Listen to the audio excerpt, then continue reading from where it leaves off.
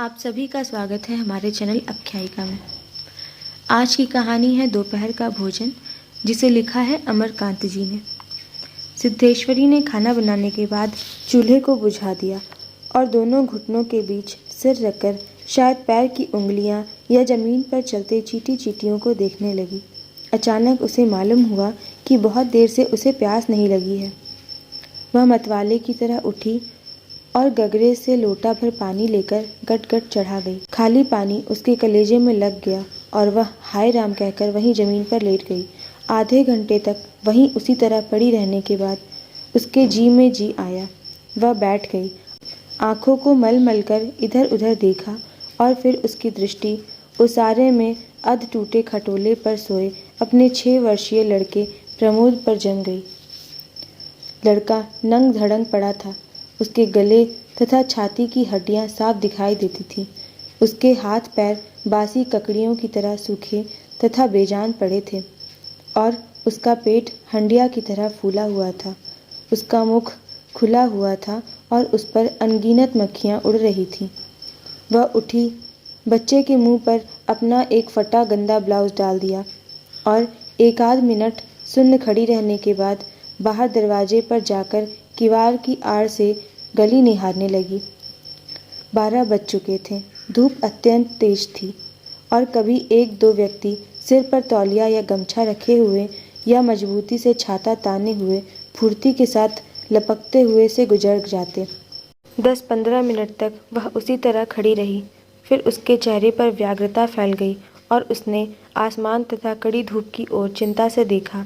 1-2 क्षण के बाद उसने सिर को किवाड़ से काफ़ी आगे बढ़ाकर गली की छोर की तरफ निहारा तो उसका बड़ा लड़का रामचंद्र धीरे धीरे घर की ओर सरकता नजर आया। उसने फुर्ती से एक लोटा पानी ओसारे की चौकी के पास नीचे रख दिया और चौके में जाकर खाने के स्थान को जल्दी जल्दी पानी से लीपने पोतने लगी। वहाँ पीढ़ा रखकर उसने सिर को दरवाजे की ओर घुमाया ही था कि रामचंद्र ने अंदर कदम रखा। रामचंद्र आकर धम से चौकी पर बैठ गया और फिर वहीं बेजान सा लेट गया। उसका मुंह लाल तथा चढ़ा हुआ था। उसके बाल अस्त व्यस्त थे और उसके फटे पुराने जूतों पर गर्द जमी हुई थी। सिद्धेश्वरी की पहले हिम्मत नहीं हुई कि उसके पास आए और वहीं से वह भयभीत हिरनी की भांति सिर उचका घुमाकर बेटे को व्यग्रता से निहारती रही। किंतु लगभग 10 मिनट बीतने के पश्चात भी जब रामचंद्र नहीं उठा तो वह घबरा गई। पास जाकर पुकारा, बड़कू बड़कू, लेकिन उसके कुछ उत्तर न देने पर वह डर गई और लड़के की नाक के पास हाथ रख दिया। सांस ठीक से चल रही थी। फिर सर पर हाथ रखकर देखा, बुखार नहीं था। हाथ के स्पर्श से रामचंद्र की आंखें खुली। पहले उसने माँ की ओर सुस्त नजरों से देखा, फिर झट से उठ बैठा। जूते निकाले और नीचे रखे लोटे के जल से हाथ पैर धोने के बाद वह यंत्र की तरह चौकी पे आकर बैठ गया। सिद्धेश्वरी ने डरते डरते पूछा, खाना तैयार है, यहीं ले आऊं क्या? रामचंद्र ने उठते हुए प्रश्न किया, बाबूजी खा चुके? सिद्धेश्वरी ने चौके की ओर भागते हुए उत्तर दिया, आते ही होंगे। रामचंद्र पीढ़े पर बैठ गया।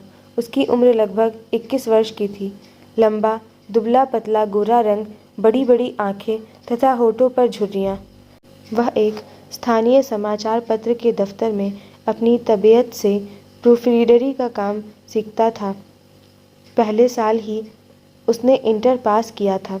सिद्धेश्वरी ने खाने की थाली सामने लाकर रख दी और पास ही बैठकर पंखा करने लगी। रामचंद्र ने खाने की ओर दार्शनिक की भांति देखा। कुल 2 रोटियां, भर कटोरा पनियाई दाल और चने की तली तरकारी। रामचंद्र ने रोटी के प्रथम टुकड़े को निगलते हुए पूछा, मोहन कहाँ है? बड़ी कड़ी धूप हो रही है। मोहन सिद्धेश्वरी का मंझला लड़का था। उम्र 18 वर्ष थी और वह इस साल हाई स्कूल का प्राइवेट इम्तिहान देने की तैयारी कर रहा था।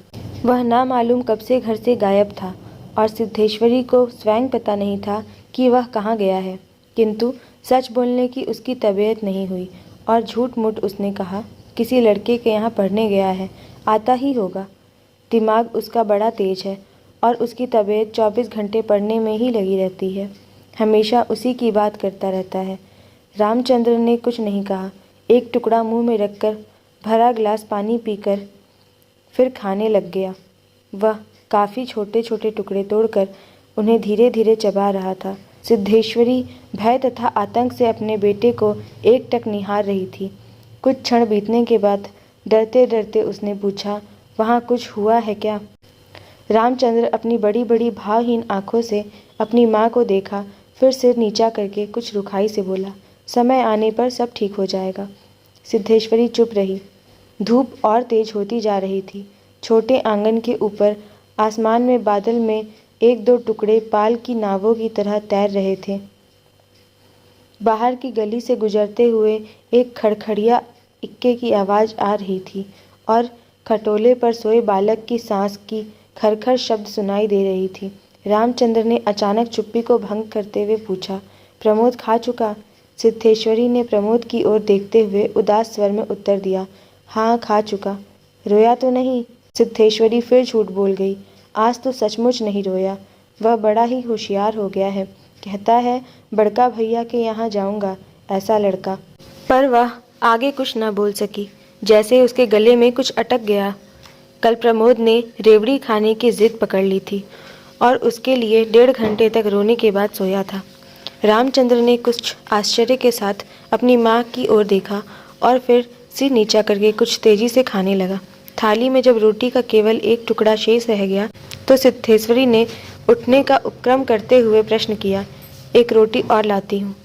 रामचंद्र हाथ से मना करते हुए हड़बड़ाकर बोल पड़ा, नहीं नहीं, जरा भी नहीं, मेरा पेट पहले ही भर चुका है। मैं तो यह भी छोड़ने वाला हूँ, बस अब नहीं। सिद्धेश्वरी ने जिद की, अच्छा आधी तो ले लो। रामचंद्र बिगड़ उठा, अधिक खिलाकर बीमार डालने की तबीयत है क्या? तुम लोग जरा भी नहीं सोचती हो, बस अपनी जिद। भूख रहती तो क्या नहीं लेता? सिद्धेश्वरी जहाँ की तहाँ बैठी रह गई। रामचंद्र ने थाली में बचे हुए टुकड़े से हाथ खींच लिया और लोटे की ओर देखते हुए कहा, पानी लाओ। सिद्धेश्वरी लोटा लेकर पानी लेने चली गई। रामचंद्र ने लोटे को उंगलियों से बजाया, फिर हाथ को थाली में रख लिया।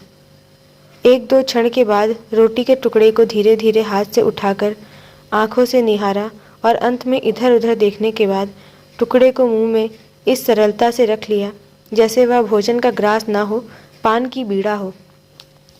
मंझला लड़का मोहन आते ही हाथ पैर धोकर पीढ़े पर बैठ गया। वह कुछ सांवला था और उसकी आंखें छोटी थीं। उसके चेहरे पर चेचक के दाग थे। वह अपने भाई की ही तरह दुबला पतला था, किंतु उतना लंबा न था। वह उम्र की अपेक्षा कहीं अधिक गंभीर और उदास दिखाई पड़ता था।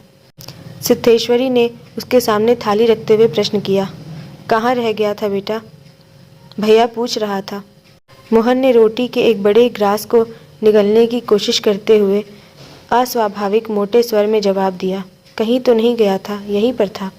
सिद्धेश्वरी वहीं बैठी पंखा डुलाती हुई इस तरह बोली जैसे स्वप्न में बड़बड़ा रही हो। बड़का तुम्हारी बड़ी तारीफ कर रहा था, कह रहा था मोहन बड़ा दिमागी होगा, उसकी तबीयत 24 घंटे पढ़ने में ही लगी रहती है। यह कहकर उसने अपने मंझले लड़के की ओर इस तरह देखा जैसे उसने कोई चोरी की हो। मोहन अपनी माँ की ओर देखकर फीकी हंसी हंस पड़ा और फिर खाने में जुट गया। वह परोसी गई 2 रोटियों में से एक रोटी कटोरे की 3/4 दाल तथा अधिकांश तरकारी साफ कर चुका था। सिद्धेश्वरी की समझ में नहीं आया कि वह क्या करे। इन दोनों लड़कों से वह बहुत डरती थी। अचानक उसकी आंखें भर आई और वह दूसरी ओर देखने लगी। थोड़ी देर बाद उसने मोहन की ओर मुंह फेरा तो लड़का लगभग खाना समाप्त कर चुका था। सिद्धेश्वरी ने चौंकते हुए पूछा, एक रोटी देती हूँ। मोहन ने रसोई की ओर रहस्यमय नेत्रों से देखा, फिर सुस्त स्वर में बोला, नहीं। सिद्धेश्वरी ने गिड़गिड़ाते हुए कहा, नहीं बेटा, मेरी कसम थोड़ी ही ले लो, तुम्हारे भैया ने एक ही रोटी ली थी। मोहन ने अपनी माँ को गौर से देखा, फिर धीरे धीरे इस तरह उत्तर दिया जैसे कोई शिक्षक अपने शिष्य को समझाता है, नहीं रे बस, अव्वल तो अब भूख नहीं, फिर रोटियां तूने ऐसी बनाई हैं कि खाई ही नहीं जाती, ना मालूम कैसी लग रही हैं। खैर अगर तू चाहती ही है तो कटोरे में थोड़ी सी दाल दे दे, दाल बड़ी अच्छी बनी है। सिद्धेश्वरी से कुछ कहते ना बना और उसने कटोरे को दाल से भर दिया। मोहन कटोरे को मुंह लगाकर सुड़-सुड़ पी रहा था कि मुंशी चंद्रिका प्रसाद जूतों को खस-खस घसीटते हुए आए और राम का नाम लेकर चौकी पर बैठ गए। सिद्धेश्वरी ने माथे पर साड़ी को कुछ नीचे खिसका लिया और मोहन दाल को एक सांस में पीकर तथा पानी का लोटा हाथ में लेकर तेजी से बाहर चला गया। 2 रोटियां, कटोरा भर दाल, चने की तली तरकारी। मुंशी चंद्रिका प्रसाद पीढ़े पर पालथी मारकर बैठे रोटी का एक एक ग्रास को इस तरह चुबला चबा रहे थे जैसे बूढ़ी गाय चुगाली करती है। उनकी उम्र 45 वर्ष के लगभग थी, किंतु 50-55 के लगते थे। शरीर का चमड़ा झूलने लगा था। गंजी खोपड़ी आईने की तरह चमक रही थी। गंदी धोती के ऊपर अपेक्षाकृत कुछ साफ बनियान तार तार लटक रही थी। मुंशी जी ने कटोरे को हाथ में लेकर दाल को थोड़ा सुड़कते हुए पूछा, बड़का दिखाई नहीं दे रहा है? सिद्धेश्वरी की समझ में नहीं आ रहा था कि उसके दिल में क्या हो गया है, जैसे कुछ काट रहा हो। पंखे को जरा और जोर से घुमाती हुई बोली, अभी अभी खाकर काम पर गया है, कह रहा था कुछ दिनों में नौकरी लग जाएगी। हमेशा बाबूजी बाबूजी किए रहता है। बोला बाबूजी देवता के समान है। मुंशी जी के चेहरे पर कुछ चमक आई। शर्माते हुए पूछा, क्या कहता है कि बाबूजी देवता समान है? बड़ा पागल है। सिद्धेश्वरी पर जैसे नशा चढ़ गया था। उन्माद की रोहिणी की भांति बड़बड़ाने लगी। पागल नहीं है, बड़ा होशियार है। उस जमाने का कोई महात्मा है। मोहन तो उसकी बड़ी इज्जत करता है।